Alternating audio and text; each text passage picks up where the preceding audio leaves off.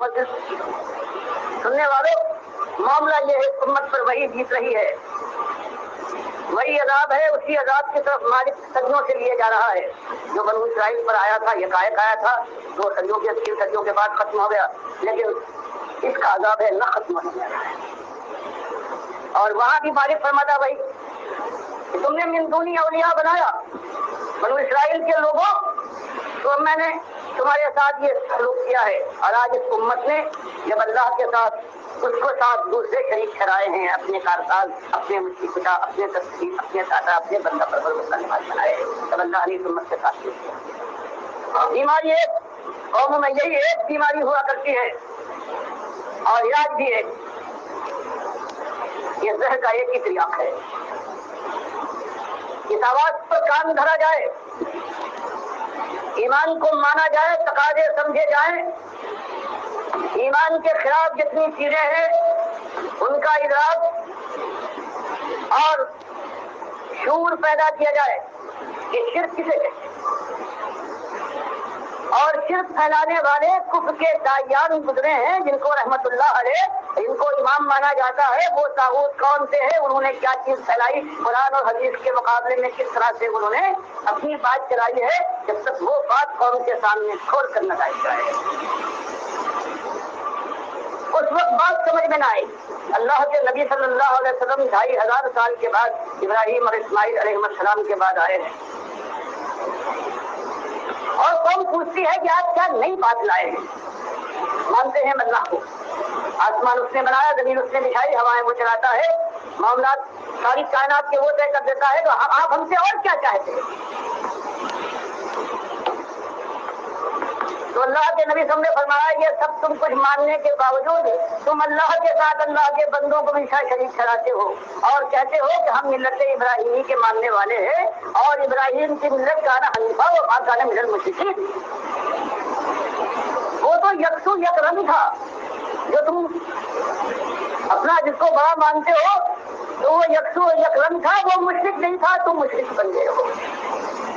तो ये बात है जिसको आज लोग बयान करने से इसलिए टकराते हैं कि जो शीशे के महल में आराम कर रहा हो वो दुनिया के दूसरों के ऊपर पत्थर को नहीं फेंकता।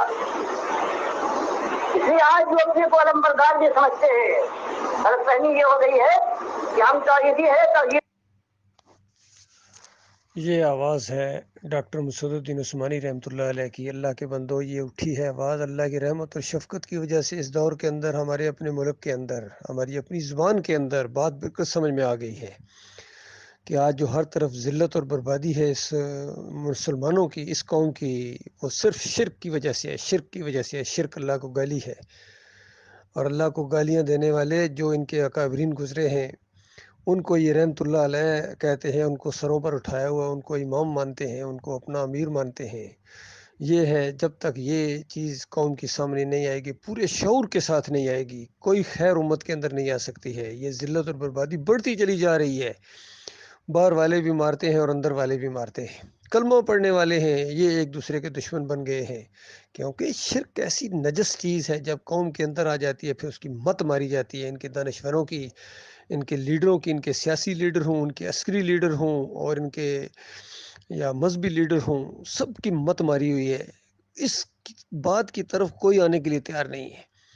लिहाजा इस सारे अंधेरे के अंदर सिर्फ एक शम्मा ये रोशन है, ये जो दावत उठी है डॉक्टर मसूदुद्दीन उस्मानी रहमतुल्लाह अलैह के ज़रिए, जब तक इस पर कान नहीं धरा जाएगा, जब तक इसको संजीदगी के साथ नहीं लिया जाएगा, और अब किसी और से क्या गिला किया जाए। जो अपने थे, जो तौहीदी बनकर उठे थे, इनके अकीदे के अंदर इस तरह बर्बादी है। ये सजदा ताज़ीमी का शिर्क, इनकी रगों के अंदर शिर्क का इंजेक्शन फिर दे दिया मोहम्मद हनीफ ने, और 2-3 शिर्क और भी इनके अंदर आ गए हैं। अक्ल हैरान है कि इतने बड़े बड़े दावे करने वाले, पूरी दुनिया का रंगे जहां बदली करने वाले, इस तरह इनके दावे थे, और आज इन्होंने रंगे जहां क्या बदली करते, इन्होंने अपना ईमान बदली कर दिया। जब थोड़ा सा प्रेशर पड़ा है, बैरूनी प्रेशर पड़ा है, या ये जो थोड़ा कानूनी प्रेशर इनके ऊपर आया है, तो उसके बाद इन्होंने लुमड़ी की तरह टैं टैं कर रहा, बकरी की तरह मिमियाना शुरू हो गए हैं। ये मौलवी इसके अंदर आए हैं, पूरे शैतानी मंसूबे के तहत इनके अंदर आए हैं, चाहे वो कारी खलील रहमान हो, मुनव्वर सुल्तान हो, या ये अतीक रहमान हो।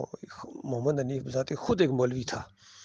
تبلیغی جماعت سے نکل کر آیا تھا بے ایمان، اور اس نے اندر آ کے وہ زہر گھولا ہے، آج بھائیوں کو آپس میں دشمن بنا دیا، مجاہدوں کو مجاور بنا دیا۔ تو اللہ کے بندو یہ مسئلہ ہے، اور جب تک یہ دعوت نہیں دوبارہ اٹھاؤ گے کوئی خیر نہیں آ سکتی، تمہاری جان جہنم کی آگ سے نہیں بچے گی، تم جہنم کی آگ کے اندر دورے مجرم بن کر وہاں داخل کیے جاؤ گے۔ ایک تو یہ ہے کہ بات تمہیں معلوم تھی، پوری طرح بات سمجھ میں آ گئی تھی، پھر بھی تم نے نامردی دکھائی ہے، پیچھے ہٹے ہو۔ تو باقی جو بچ گئے ہیں، تعداد ہماری کم ہے، لیکن ہمارے ایمان کے اندر بہت اضافہ ہوا ہے، اور وہ چیزیں جو صرف پہلے سنی سنائی تھیں، اللہ تعالیٰ نے ہمیں اپنی آنکھوں سے دکھایا کہ کس طرح فرقہ بنتا ہے، اور خاص کر طاغوت کس طرح بنتا ہے۔ کیونکہ یہ دعوت جب اٹھی تھی تو کہا جاتا ہے طاغوت کا کفر کرو۔ بھائی طاغوت کیا چیز ہے؟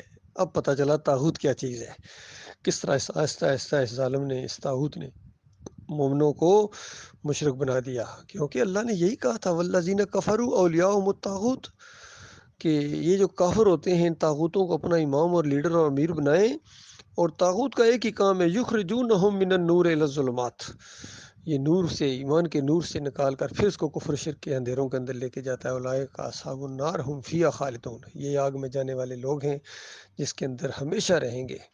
تو یہ پھر ظلمات کے اندر چلے گئے ہیں، اور ان کے چہرے کالے ہوں گے۔ اور بے ایمان الٹی بات کہتے ہیں، جو ایمان خالص کے اوپر قائم ہیں، جو ایمان کی دعوت دے رہے ہیں، ان کے بارے میں یہ کہتے ہیں کہ یہ مرتد ہو گئے ہیں، یہ باغی ہو گئے ہیں، ان کے چہرے کالے ہوں، ان کے نہیں، ان کے چہرے کہاں کالے ہوں گے مومنوں کے، تمہارے چہرے کالے ہوں گے بے ایمانوں، جو شرک اور کفر تم نے پھیلایا ہے، اور اس کے دائی بن گئے ہو، اس کے محافظ بنے ہوئے ہو، گنبد کے پجاری اور فرقوں کے رکھوالے، مسلک کے رکھوالے، اور واسطے وسیلے اور رکوع اور سجدے شرک کے پھیلانے والے اور اس کے رکھوالے، یہ سارے کے سارے جہنم کے آقا ایندھن بنیں گے۔